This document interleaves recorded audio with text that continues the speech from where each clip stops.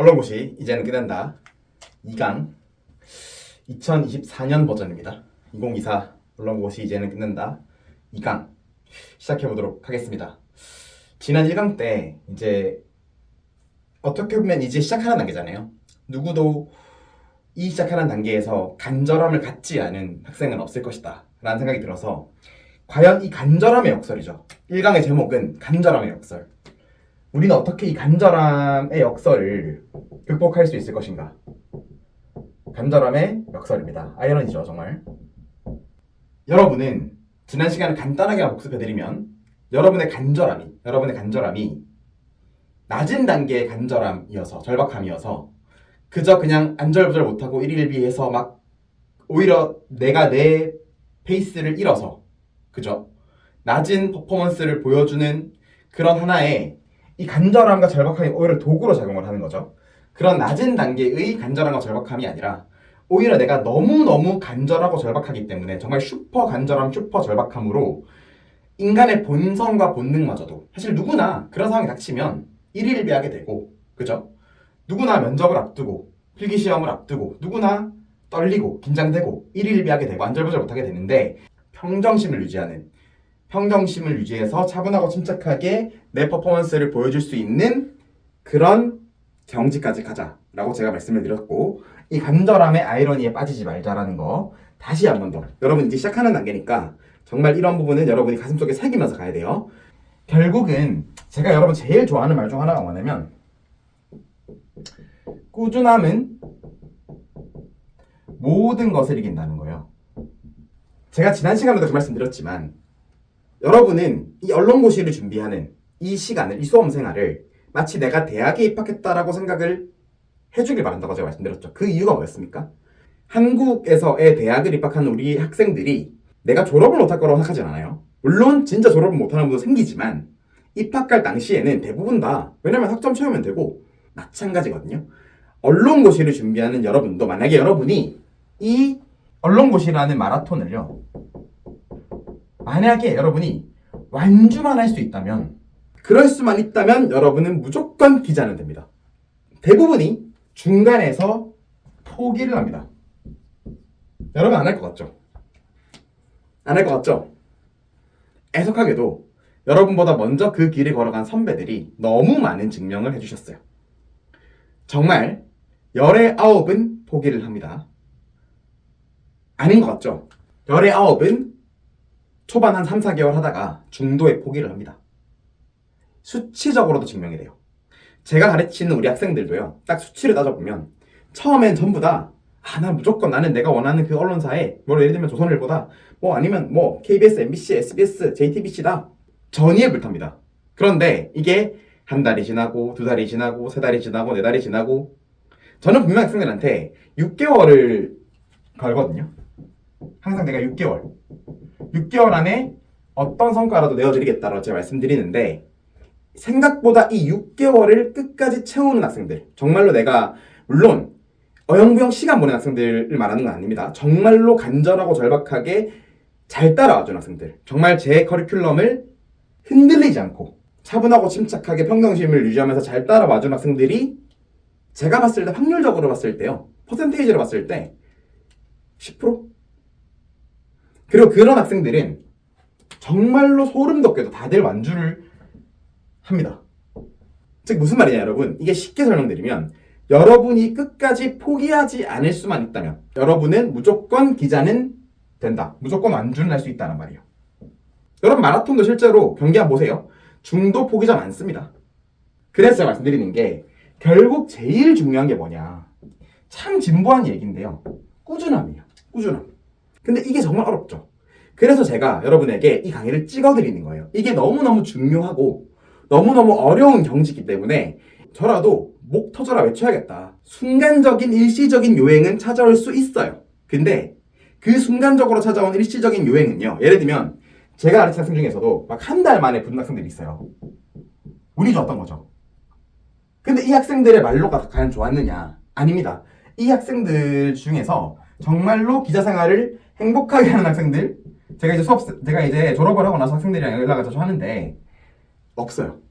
그러니까 여러분 어떻게 보면은 그 과정과 단계를 밟아 나가야 여러분 비온 뒤에 땅이 더 굳어진단 말이 있는데 소나기도 좀 맞고 태풍도 좀 맞고 폭우도 맞아봐야 땅이 굳어지는 것처럼 여러분이 제가 지난 시간에 말씀드린 불확실함, 불안감, 그 고통스럽고 힘겨운 그 고난과 역경의 시간을 그 과정과 단계를 밟아 나가야 여러분이라는 땅이 더 굳어질 것이고요. 더 굳어진다는 거죠. 그러면 여러분이 기자가 되어서도 쉽게 포기하지 않을 수 있는 끈기와 인내가 생긴다는 거예요. 우리 학생들이 이 수험생활이랑요, 합격 뒤, 합격 후 완전 다르다고 생각을 하는데 그렇지 않습니다, 여러분. 수험생활을 잘한 학생들이 수험생활을 정말로 자신의 페이스에 맞게 차분하고 침착하게 잘 완주를 한 학생들이 합격을 하고 나서도 기자생활을 잘하더라는 거예요. 그렇기 때문에 여러분, 순간 일시적인 요행이 나에게 찾아와서 내가 빨리 이 고통스럽고 힘겨운 이 고난과 역경의 이 수험생활을 끝내주세요라고 요행을 바라지 말라는 거야. 지금 언론고시를 시작한 학생이거나 아니면 시작을 했는데 아직 결과를 못 낸 학생들이 주로 보고 있을 건데 부디 이 꾸준함이란 이 세 글자는 꼭 가슴속 깊이 새겨주시기 바랍니다. 여러분이 포기하지만 않아도 기자는 됩니다. 정말 신기합니다. 여러분 한번 해보시죠. 이 강의를 보고 있는 학생들 중에서도 아마 열의 9은 포기를 하실 겁니다. 제가 무슨 악담을 퍼붓고 저주를 퍼붓는 게 아니라 현실이 그러해요. 그래서 포기하지 않는 열의 1명이 되자라는 거야. 다음 이야기를 들어볼 건데 사실 이것도 정말 중요합니다. 지금 오늘 어떻게 지난 시간의 연장선이라고도 볼 수 있는데요. 자, 여러분은 제가 단언컨대 여러분은 이 단어를 수험생활을 하는 내내 맞이하게 될 겁니다.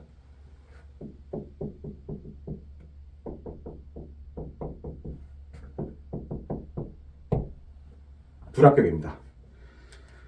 자, 첫 번째 강의 시간에 제가 간절함의 역설에 대해서 말씀을 드렸는데 두 번째 시간에서는 불합격을 임하는 우리의 자세에 대해서 제가 말씀을 한번 들어보도록 하겠습니다. 자, 여러분, 우리 학생들은 제가 지금까지 못해도 30명 가까이 지금 합격을 시켜오고 있습니다.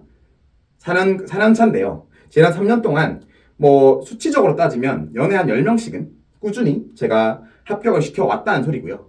특히나 작년 같은 경우에는 많은 학생들을 붙였습니다. 제가 10명 이상으로 많이 붙였어요. 자, 그 학생들을 제가 한번 분석을 해봤습니다. 과연 이 학생들은 뭐가 달랐을까? 어떤 면이 달랐을까? 최종 면접의 문턱을 밟은 학생들이 있어요. 어느 언론사든 최종 면접의 문턱을 밟는 건 쉽지가 않습니다. 그게 조선일보가 되었건 아니면 그 아래에 있는 다른 언론사가 되었건 최종 면접의 문턱을 밟는 건 쉽지 않거든요.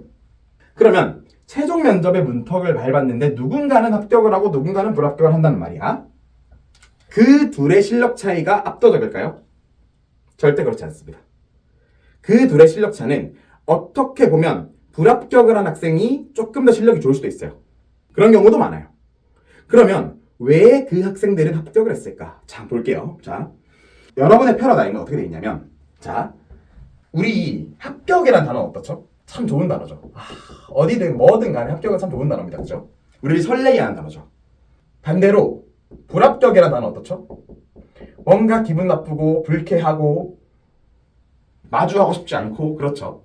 그런데 발상을 바꿔주세요. 그래서 우리는 합격이 당연한 거라고 생각을 하고요. 불합격이 당연하지 않다. 즉 합격이 정상적이라고 생각을 하고 불합격을 비정상이라고 생각을 해요. 우리 학생들 대부분이. 이 발상을 완전 바꿔드리겠습니다. 자, 합격이 당연하지 않고 비정상적인 겁니다. 자, 뭐라고요? 합격이 비정상적인 겁니다. 당연하지 않은 거예요. 그 말은 뭡니까? 반대로 얘기하면 불합격이 당연하고 정상적인 거란 말이에요. 이게 무슨 말입니까? 그죠? 우리 인간의 심리상 합격을 당연하게 받아들이고 정상적인 그 무언가로 생각을 합니다. 하지만 여러분이 수험생활을 임할 때만큼은 합격이 아주 희귀한 거라고 생각해야 돼요. 합격이 비정상적인 것이고 당연하지 않은 것으로 생각을 해주시고 불합격이 당연한 거다. 정상적인 거라고 생각해주세요. 여러분이 이제 언론사에 지원을 할 겁니다. 이제 본격적으로 뽑히는 봄이 오고 여름이 되면 언론사의 공채가 시작이 될 겁니다. 여러분이 한 군데만 쓸 건 아니죠. 이게 언론고시라는 게 만약에 뭐 1년에 다른 어떤 국가고시들처럼 딱 한 번 시험이 있는 거면 또 이렇게 얘기할 수도 없는 건데, 그게 아니라 여러분은 많게는 뭐 정말 많게는 1년에 한 20번 가까이 지원을 하는 데 있어요. 20번. 자, 여러분 애초에 20번을 썼는데 만약에 20개를 다 붙어요. 다 다닐 수 있습니까? 여러분 몸이 20개예요? 아니잖아요. 자, 그러면 결국 우리는 20번을 지원하더라도 우리가 최종 합격장을 받아서 입사를 할 언론사는 몇 개? 단 1개. 자, 그러면 사실 여러 번이 붙어봤자 이거 무의미한 거예요. 기분은 좋을 수 있겠지. 근데 무의미한 거란 말이야. 그러니까 20번을 써서 다 붙어도 결국 우리는 1개밖에 못 다니니까 의미가 없어요. 그러니까 애초에 나머지 19번이 합격이든 불합격이든 상관이 없는 거예요. 그 말은 뭡니까? 나머지 19번 다 떨어져도 하나만 붙으면 된다는 소리죠. 이 발상을 무조건 여러분 새겨주세요. 너무 우리 학생들이 이 불합격이라는 것에 대해서 너무 무섭고 두려워합니다. 그게 아니라 여러분, 합격이 비정상적이고 당연하지 않은 것이고 불합격이 당연하고 정상적인 것이다. 즉 합격이 우리 인생에서의 하나의 변수가 될 것이고 불합격이 우리 인생에 있어서 하나의 상수가 되는 거죠. 그래서 여러분은 끊임없이 두드리기만 하면 되는 거예요. 여러분에게 많게는 20번의 찬스까지 옵니다. 올해도 언론사들이 그런 채용을 진행을 할 거예요. 많게는 20번까지도 여러분이 찬스가 온단 말이야. 하나만 붙으면 돼요. 더 가고 싶은 것과 덜 가고 싶은 곳은 있겠지만 어쨌든 여러분이 입사를 하고 싶을 만한 마지노선은 몇 번 넘었기 때문에 지원을 했을 거 아닙니까? 아니면 지원도 안 했겠죠. 지원을 했다는 말은 내가 그래도 붙으면 다니겠다는 마음이 있는 거죠. 하나만 붙으면 돼요. 하나만. 그러니까 불합격한 한 번에 대해서 너무 일희일비할 필요가 있다 없다? 없다라는 거예요. 근데 애석하게도 너무 많은 학생들이 이 불합격에 대해서 좌절하고 낙담하더라고요. 내가 만약에 처음이야. 떨어졌어. 근데 운 좋게 이 처음인데 현역 면접까지 갔어. 되게 운이 좋은 거죠. 사실은 운이 좋았던 거거든요. 운이 좋았던 건데 여기서 내가 이제 낙방을 한 거야. 떨어진 거야. 근데 여러분 아직 19번의 기회가 남아있잖아. 근데 여기서 우리가 좌절하고 낙담할 시간이 어딨어요. 이런 시간이 어딨어. 근데 생각보다 이렇게 떨어져서 멘탈리티가 붕괴가 되고 자신의 페이스를 잃고 나머지 기회들마저도 날려버린 학생들이 정말 많아집니다. 정말 많습니다. 그래서 여러분은 앞으로 수험생활을 함에 있어서 반드시 이 불합격이라는 세 글자는 내 인생의 상수인 겁니다. 마치 여러분이 상수로 생각하는 게 뭐가 있죠? 공기? 이런 느낌? 공기? 물? 이런 것처럼 우리 인생에 있어서 불합격은 공기, 물과 같은 존재인 거예요. 그러니까 불합격을 임하는 우리의 자세. 그리고 이 불합격을 임하는 우리의 자세가 사실은 합격으로까지 이어지는 거예요. 왜냐면 제가 작년에 붙였던 학생들, 특히나 제가 작년에 SBS를 붙인 남학생이 한 명 있습니다. 뭐 아시는 분도 있을 건데 왜냐면 SBS가 작년에 2명밖에 안 뽑았거든요. 근데 심지어 남학생만 2명. 그중 한 명이 저희 연구소 학생입니다. 근데 그 학생이 과연 그 학생이 승승장구를 했을까요? 승승장구했을까요? 아니에요. 이 학생이요. 실력은 좋았어요. 근데 계속 제가 이 학생 정확하게 저랑 6개월 수업했거든요. 근데 이 학생은 제가 첫 시간에 말씀드렸지만 정말 간절함 위에 간절함, 절박함 위에 절박함까지 간 학생이었어요. 경지까지 간 학생이었고 당시 이 학생이 뉴시스 기억이 납니다. 뉴시스, 경향, 한국, 심지어 한국일보 같은 경우에는 그 PT 면접까지 갔어요. 그 PT 면접까지 가서 PT를 하고 떨어졌습니다. 줄줄이 낙방이었어요. 줄줄이. 계속 낙방인 거예요. 근데 이 학생이 그때 뉴시스 떨어지고 경향신문 떨어지고 한국일보 떨어졌을 때 과연 이 학생이 좌절하고 낙담을 했을 것 같습니까? 오히려 너무 괜찮아서 놀랐어요. 떨어진 사람은 같지가 않더라고요. 전혀.